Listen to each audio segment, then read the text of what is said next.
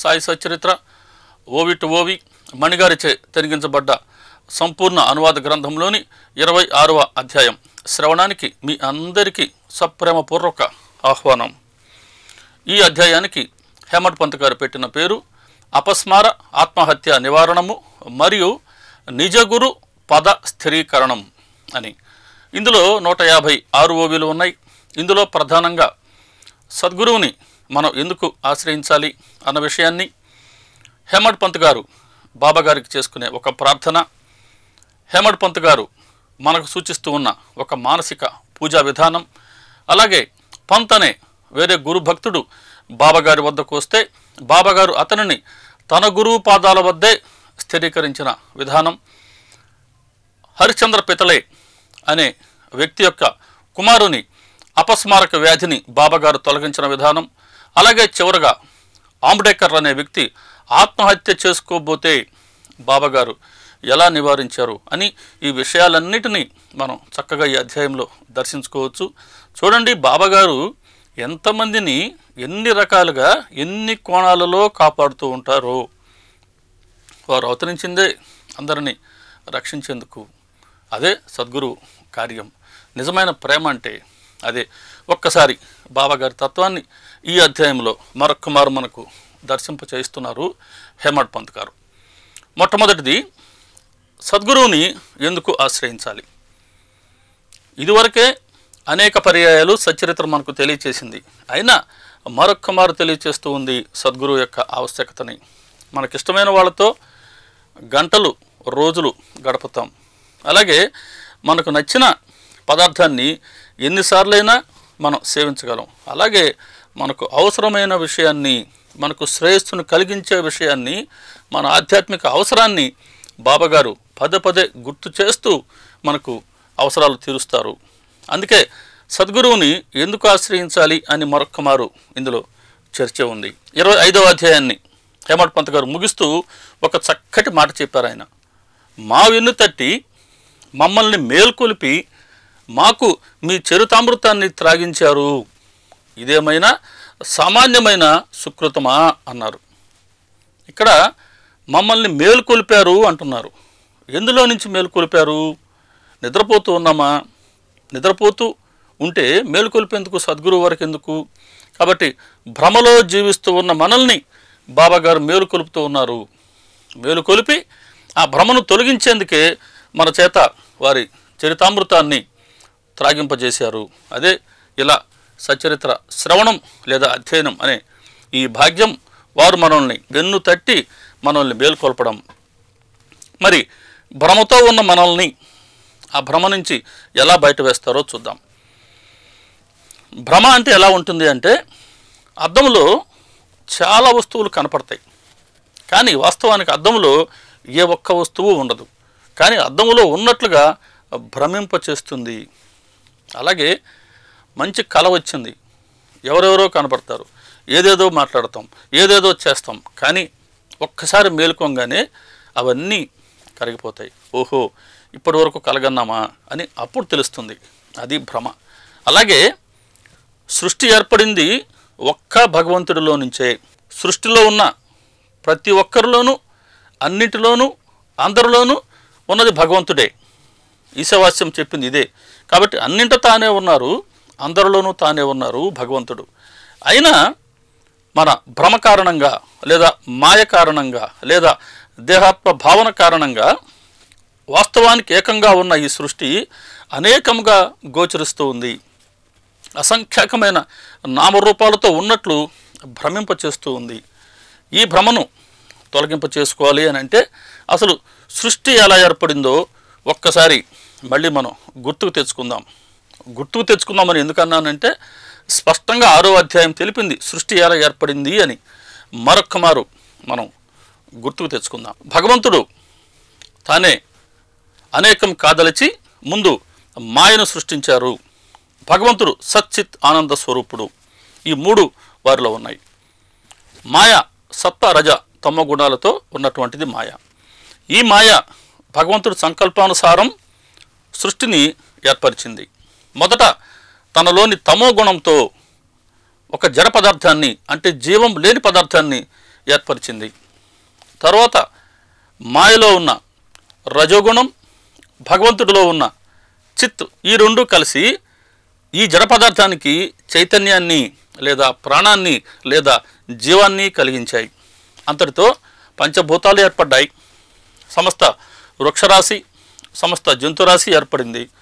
బాగున్నాయి, ఆహారం తీసుకుంటూ ఉన్నాయి, ఈ జీవరాశి పెరుగుతూ ఉంది. కానీ ఈ సృష్టిని ఎవరు ఏర్పరిచారు అని ఆ సృష్టికర్త గురించి ఆలోచించే ఒక్క జీవి కూడా లేకపోవడం మూలాన భగవంతుడికి తన సృష్టి పట్ల అసంతృప్తి ఏర్పడి ఇప్పుడు ఇంకొక జీవిని ఏర్పాటు చేస్తే బాగుంటుందే అనుకున్నారు.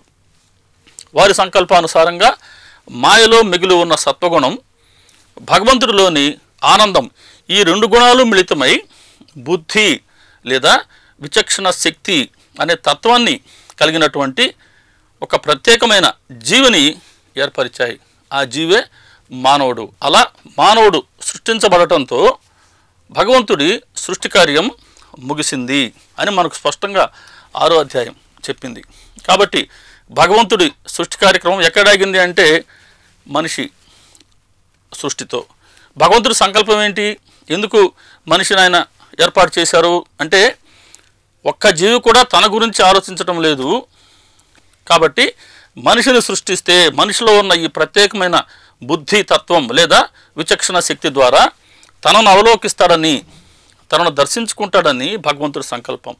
కాబట్టి మనిషి యొక్క విధి భగవత్ సాక్షాత్కారం. మానవ జన్మ యొక్క పర్యవసానం ఖచ్చితంగా భగవత్ సాక్షాత్కారమే. ఇది మన విధి. కానీ దీనిని సాధించుకోవాలి అనంటే గమనించండి, భగవత్ సాక్షాత్కారం కలగాలి అనంటే సత్ వస్తువును మనం పొందగలగాలి. భగవంతుడి నుంచి మాయ వచ్చింది. మాయలో 3 గుణాలు ఉన్నాయి. ఈ 3 గుణాలు మనలోనూ ఉన్నాయి. కాబట్టి భగవంతుడికి సృష్టి సాక్షాత్తు ప్రతిరూపమే అయినా భగవంతుడు మాత్రం ఈ ప్రపంచానికి అతీతులు. కారణం వారిలో ఈ 3 గుణాలు లేవు. కాబట్టి భగవంతుని మనం పొందాలి అని అంటే సత్ వస్తువును మనం ప్రాప్తింప చేసుకోవాలి అని అంటే ఈ 3 గుణాలను మనం అధిగమించగలగాలి. కాబట్టి ఈ 3 గుణాలను ఎవరైతే మనల్ని అధిగమింప చేయగలరో వారిని ఆశ్రయించడం ద్వారా ఈ 3 గుణాలు అధిగమించి అదే మాయ నుంచి మనం బయటపడి అప్పుడు మాత్రమే భగవంతుడి ప్రాప్తి పొందగలం. కాబట్టి సద్గురువును ఆశ్రయిస్తే మాత్రమే ఇది సాధ్యం అని మరొక మారు తెలియచేస్తుంది సచ్చరిత్ర. ఈ 3 గుణాలు దాటవలసిందే. తమ గుణం మనిషిలో నైతికంగా పతనాన్ని, అలా దుఃఖాల బారిన పడవేస్తుంది. రజోగుణం అందరిలోకి నేను గొప్పవాడిని అనే గర్వింపచేస్తుంది. సత్వగుణం భక్తి శ్రద్ధలను, వినయాన్ని, దయను కలిగింపజేస్తుంది. అందుకే సాధారణంగా ఒక న్యూస్ పేపర్లో మనం వార్త చదివినా, మీడియాలో ఒక వార్త చూసినా, ఒక అన్యాయం జరిగిందనుకోండి, మనకు అయ్యో అనిపిస్తుంది. వారెవరో మనకు తెలియదు, వారు మన ప్రాంతం వారు కాకపోవచ్చు, మన దేశం వారు కాకపోవచ్చు. కానీ ఆ జరిగిన విధానం చూసి అయ్యో ఇలా జరిగిందా అనిపిస్తుంది. అది సత్వగుణం. సహజంగా భగవంతుడిలో ఉండే దయ మనలో ఉంది, అది సత్వగుణం. సత్వగుణం కూడా అధిగమిస్తేనే భగవత్ ప్రాప్తి. ఈ 3 గుణాలు ఎలా అధిగమించాలో, ఈ 3 గుణాలు కూడా భగవంతుడి దగ్గరికి మనకు ఎలా అడ్డంకులు అవుతాయో చిన్న కథ ద్వారా చెప్తారు రామకృష్ణ పరమహంస గారు. ఒక బాటసారి అడవి గుండా వెళుతూ ఉన్నాడు. అడవి దాటితే తన ఇంటికి వెళ్ళవచ్చు. సాయంత్రం అయింది. 3 దొంగలు మరి అటకాయించారు. 3 దొంగలు ఇతని వద్ద ఉన్న సర్వస్వాన్ని దోచుకున్నారు. వారిలో ఒక దొంగ చెప్తున్నాడు వీడిని చంపేద్దాం అని. రెండో దొంగ చెప్తున్నాడు చంపడం దేనికి, కాళ్ళు చేతులు కట్టివేద్దాం, ఇదిగో ఈ చెట్టు కింద పడేసిపోదాం, ఏ క్రూర మృగమో తినివేస్తుంది అంటాడు. మూడోవాడు వీళ్ళ మాటలు వింటూ ఉంటాడు. సరే, ఆ కాళ్ళు చేతులు కట్టేశారు. ఈ బాటసారిని తీసుకొచ్చి ఆ చెట్టు కింద పడేశారు. 3 వెళ్ళిపోయారు. కానీ ఎవరైతే మాట్లాడకుండా ఉన్నాడో ఆ 3 దొంగల్లో అతడు కాసేపు తిరిగి వచ్చాడు. వచ్చి బాటసారిని ఓదార్చాడు. కాళ్ళు చేతులకున్న కట్లు విప్పాడు. నెమ్మదిగా వేరే బాటలో తీసుకుపోయాడు. దూరంగా తన ఊరిని చూపాడు. అదిగదిగో అక్కడ దీపం వెలుగుతూ ఉందే, ఈ బాటలో వెళ్తే నువ్వు ఆ దీపం వద్దకు చేరుకోగలవు, అదే నువ్వు చేరవలసిన గమ్యస్థానం అని చెప్తాడు. ఈ బాటసారి అడుగుతాడు, అయ్యా నాకు ఇంత సహాయం చేశారు మీరు, అతడు చంపేస్తానన్నాడు, ఇంకొకడు కట్టేస్తానన్నాడు, మీరు వచ్చి విడిపించారు, నాకు ఇంత సహాయం చేశారు కదా, మీరే ఆ ఇంటి వరకు ఎందుకు రాకూడదు అని అంటాడు. లేదు లేదు, నేను దొంగను కదా, అక్కడికి వస్తే పోలీసు వారు పట్టుకుంటారు, నేను రాకూడదని చెప్పి అతడు వెళ్ళిపోతాడు. దారి మాత్రమే చూపించాడు. ఈ బాటసారి ఆ దారిలో తిన్నగా ముందుకు వెళ్ళి తన గమ్యస్థానాన్ని చేరుకున్నాడు. ఇక్కడ ఈ బాటసారి జీవుడు, ఆ ఇల్లు భగవంతుడు, ఈ దారి మనం నడిచే సంసారం.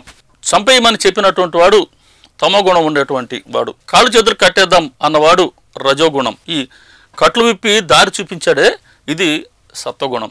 సత్వగుణం కూడా గమనించండి, దారి చూపించిందే కానీ భగవంతుడి వద్దకు, భగవంతుడి వరకు తీసుకొని పోలేదు.